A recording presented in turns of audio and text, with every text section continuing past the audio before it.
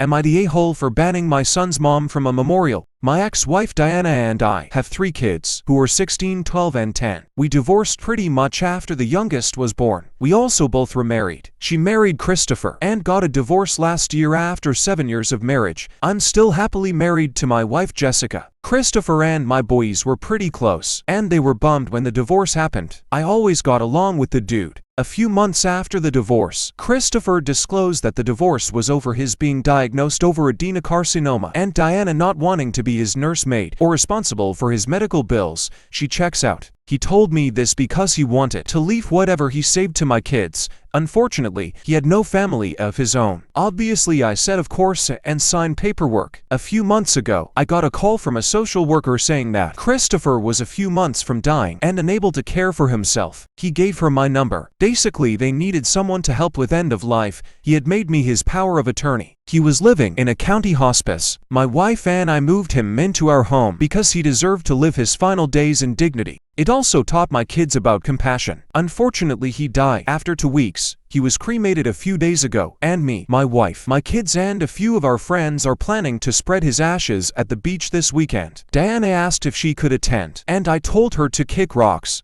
She wanted nothing to do with him when he was dying. I'm not saying Christopher was a burden, but that's really sad that this dude had to reach out to his ex-wife's first husband like he did. It was clearly more of her responsibility. I said she can't sit there and let us do all the hard work so she can come in at the end as the grieving widow. My older son thinks I should let her come, and I told him to mind his own damn business. I'm not going to sugarcoat your mom for you. Your mom is a witch and will be treated the same way she treated your stepdad. Am I the a-hole for not letting her to join? Here are the top comments, plus Opie's reply. Not the a-hole. If she wouldn't stay by his side while he fought cancer, she doesn't get to be at the memorial service you're arranging. She can mourn without doing so in front of the people who actually gave this man a passing filled with caring and love. Explain to your eldest that if she wishes to do so, his mother is perfectly capable of arranging her own memorial with the boys and whomever else she might wish to invite. You aren't keeping her from grieving, but can't bear to watch her cry when you feel she abandoned her husband in his time of need. OP replied, He left them $10,000 each. He requested half go to a charity and the other half be used for something fun. Some of it will be saved. Not the a-hole, obviously. I don't understand how things like this can happen. It's like too bad to be real.